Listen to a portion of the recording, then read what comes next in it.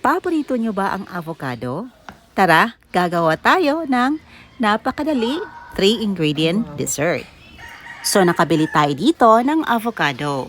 Medyo mahal ang avocado ngayon mga mamis, nasa around 100 pesos per kilo. Napakadami naman talagang recipe ang mga gawa dito sa avocado. Merong gawing salad, ice cream, but para sa akin, napakasarap is kainin itong puro. At mas papasarapin pa natin ang recipe na ito. Dito i-combine lang natin ang 3/4 of a can ng angel creme densada at saka ang 2 pirasong avocado. Ito inilagay lang natin sa ating simplest blender para maging pino ang texture nito.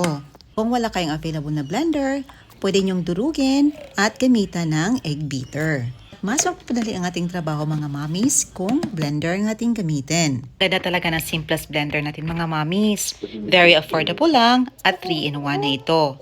Grinder, food processor at saka blender. Ito na, after a few minutes, naging pino na ang ating avocado. At naging creamy na din ito.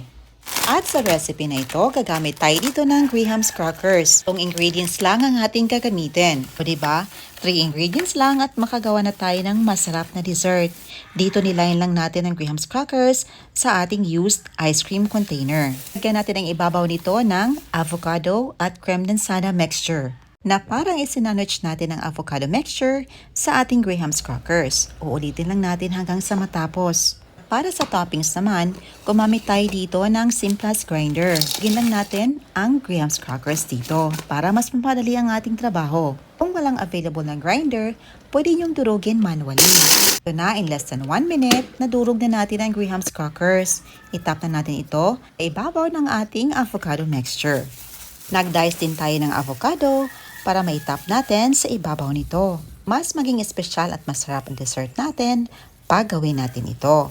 After nating magbudbud ng diced avocado, lagyan na natin ang dinurog na Graham's crackers. Ulitin hanggang sa ma-fully coat natin ang ibabaw nito. Ito na, ready to freeze na ang ating napakasarap na dessert. I-freeze natin ito for about 6 to 8 hours until set. Ito na, after 8 hours, nagsiset na ang ating napakasarap na dessert at excited na tayong tikman ito.